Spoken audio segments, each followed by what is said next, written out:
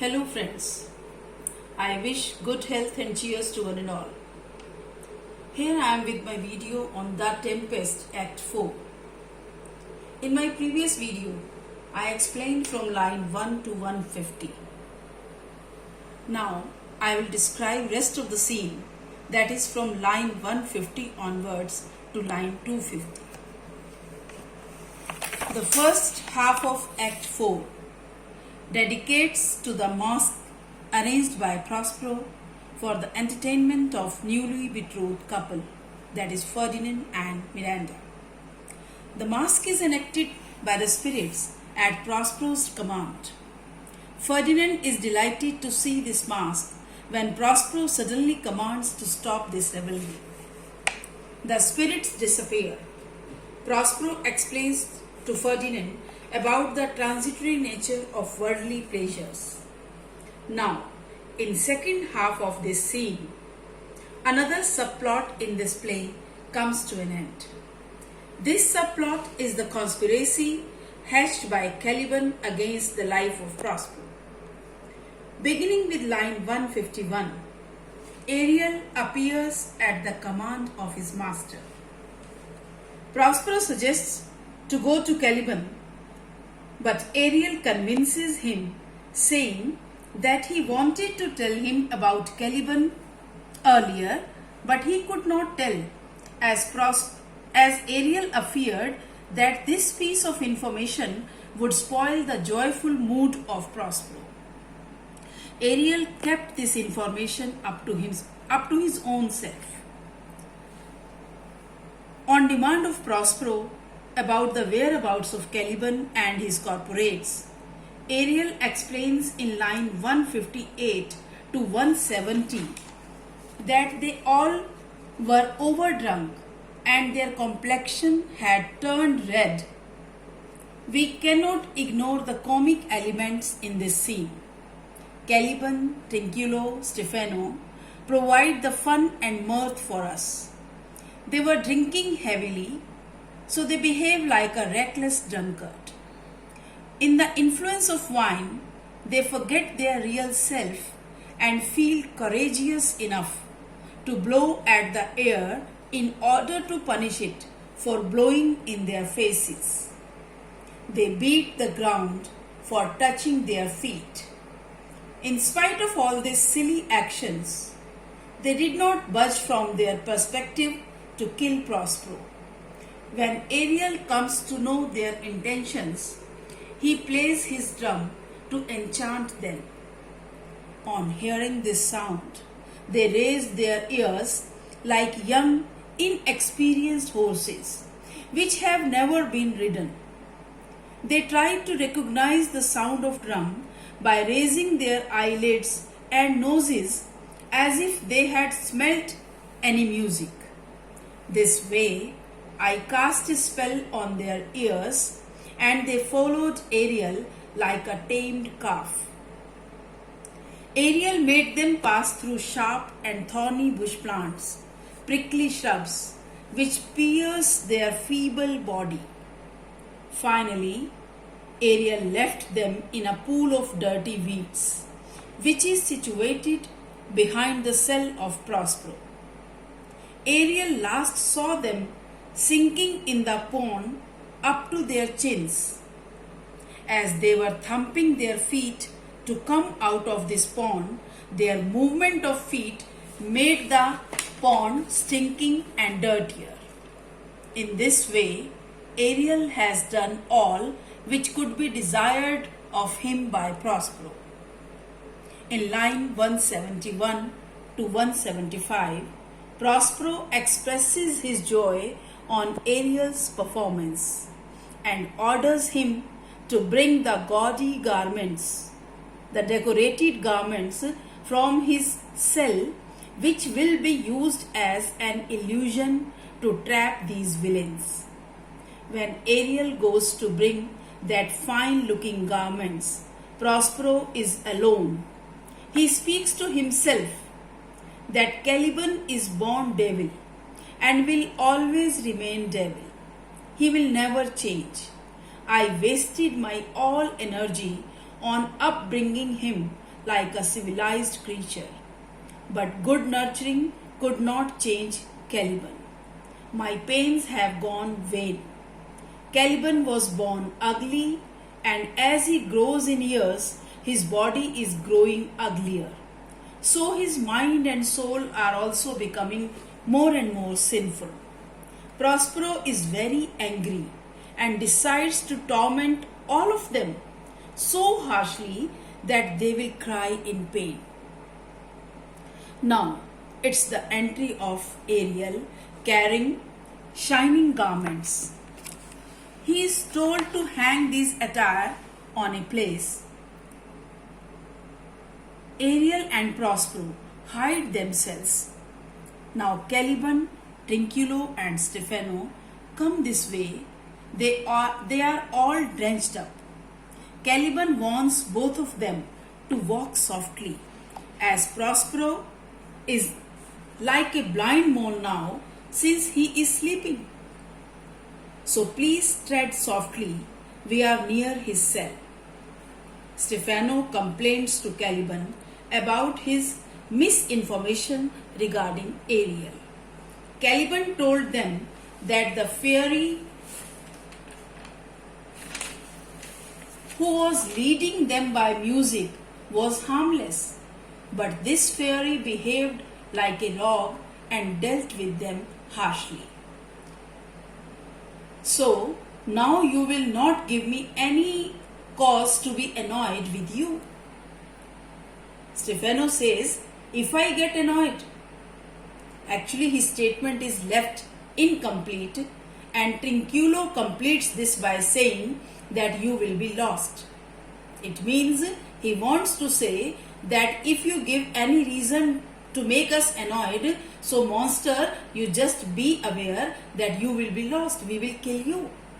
It means due to misguidance of Caliban, if Stephano gets angry, he will beat Caliban so badly that Caliban will be lost.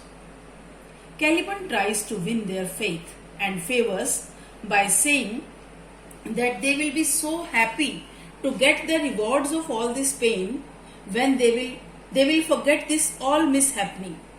So please speak softly, as their sound can wake up Prospero and may spoil their plan. Trinculo now remembers the bottles of wine which were left in that dirty pool. Trinculo takes it as the biggest misfortune, the worst misfortune. Stephano also supports the thought of Trinculo, as the loss of wine is not only disrespectful for them, but a never-ending loss to them. Trinculo states the wetting of his clothes is lighter loss than the loss of bottle of wine. Stephano is excited by this comparison and says that he will go back to the pool and bring his bottle out of it, though he may have to dip very deep in that dirty pool. So this way we can see that Trinculo and Stephano are having flickering mind and they cannot bend on their perspective. Now Caliban tries to make them silent as they are close to the cell of Prospero.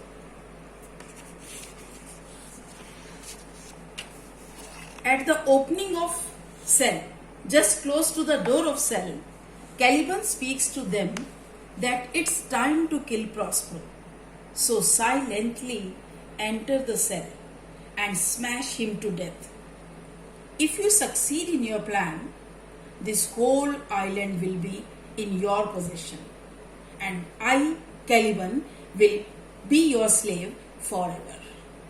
Stephano boasts of having a brave heart to fulfill this ferocious act. He gets ready. Just at the moment, Trinculo diverts his mind as he shows Stephano some garments which are very gaudy and decorated. Caliban is shocked to see their foolishness, because he is aware of such illusions on this island.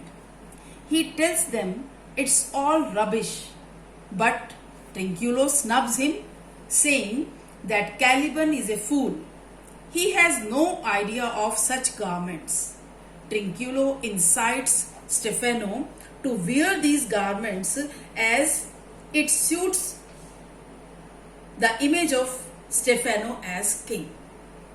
So Stefano is happy to hear all this flattery and forgets what he was going to do. He rather tries to wear these garments.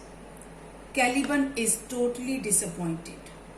He tries to remind them again about their project of killing Prospero. He frightens them to say if Prospero awakes, he will torment them. He will torment them from head to toe so harshly, so severely, that they will not be recognized by anyone. But Stefano tells Caliban to shut up. He turns to the line or rope on which these gaudy clothes are hanging and speaks that I take off this jacket, or you can say jerkin.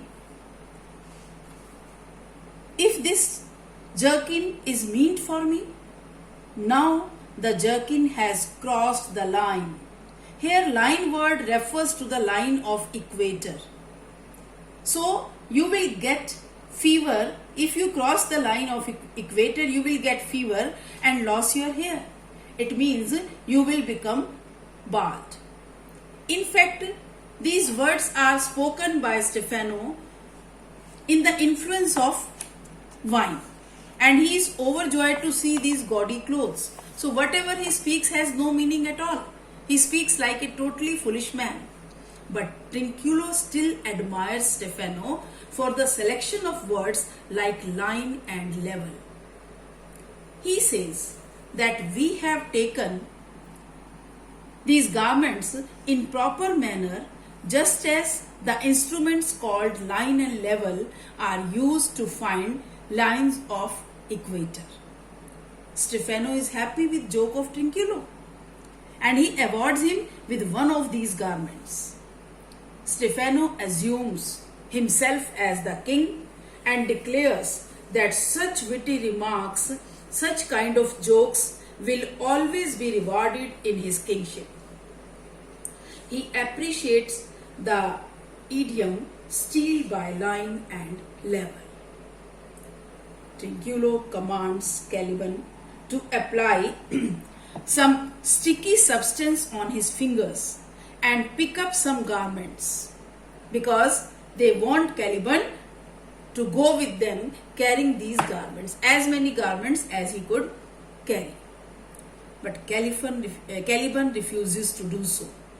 He is bent on the murdering of Prospero.